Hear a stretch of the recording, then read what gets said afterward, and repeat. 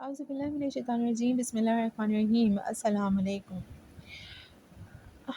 عذاب سے کس طرح سے بچا جائے یا عذاب سے بچاؤ کا سبب کیا ہے؟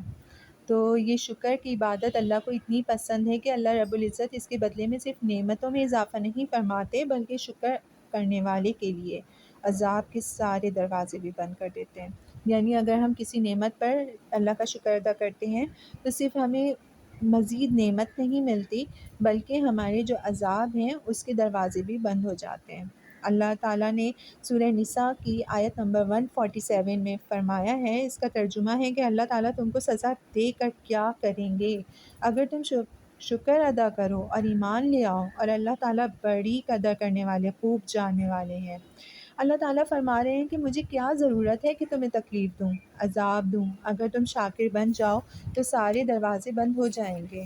اگر ہم چاہتے ہیں کہ اللہ تعالیٰ کی نعمتیں باقی رہ جائیں، محفوظ ہو جائیں اور ان میں ترقی ہو جائے، تو اللہ رب العزت نے بہت آسان طریقہ بتایا ہے کہ اس کی نعمتوں پر اس کا شکر ادا کیا کرو کہ اے اللہ تیرا کرم ہے، تیرا احسان ہے، میں تو اس قابل نہیں تھا جو تو نے عطا کر دیا ہے۔